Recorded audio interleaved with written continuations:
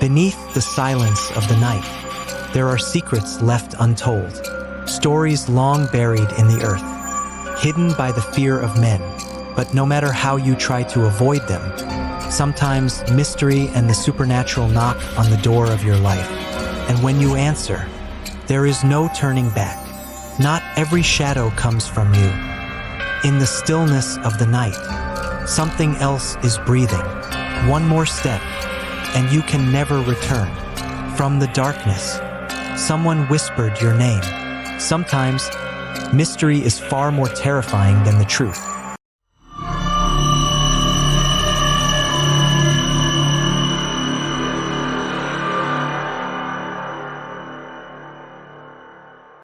(1935) Lake Ronkonkoma, New York. It started with a boy who never came home. Michael Duffy, 17, vanished while swimming with friends. The water was calm. There was no current, no sign of distress. One moment he was laughing, then he was gone. He wasn't the first, and he wouldn't be the last. Locals say the lake takes one man every year. Not women, not children, just men. Always one. Every summer. Fishermen speak of strange currents pulling from below, even when the water is still. Campers hear footsteps around their tents late at night, though no one's there. And lifeguards have reported seeing ripples form in perfectly still water, followed by silence. And then there's the woman. Witnesses describe her as pale, dressed in white, standing ankle-deep in the shallows with her eyes fixed on the center of the lake. Some say she's crying, others swear she smiles. They call her the Lady of the Lake. But she isn't just a ghost, and this isn't just a story.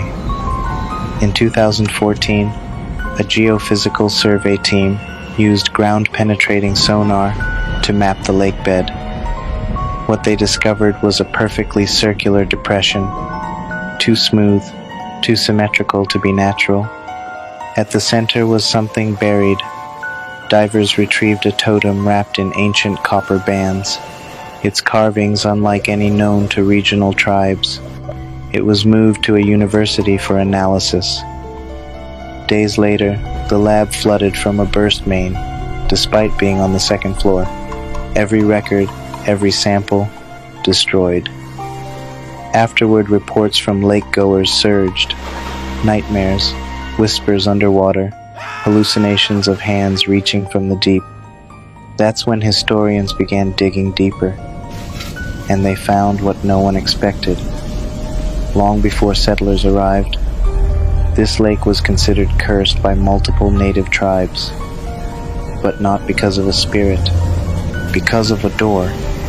They believed the lake was a sealed passage to another world, something spiritual, something hungry. Tribal elders once performed rituals to keep it bound, but when settlers arrived, the rites were abandoned. The totem, a key, and without it, the seal is weakening.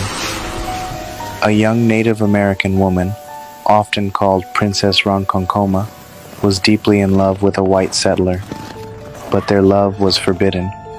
Her tribe opposed the relationship, and the settler was eventually either banished or killed, depending on the version of the story.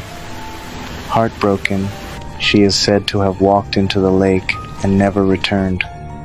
But it didn't end there. According to local lore, her spirit still lingers beneath the water, waiting, grieving, and taking. Some believe that every year, she draws one man into the lake, trying to reclaim the love she lost. This is how people attempt to explain the strange phenomenon where only men consistently drown in Lake Ronkonkoma, never women. They say the Lady of the Lake isn't taking men out of grief. She's trying to hold something in, something that wants out. Today, the lake still shines under summer sun. Boats drift, children play, but the water remembers. And if you're a man and you feel a tug on your ankle when no one's around, don't look down. You might be the one she can't save.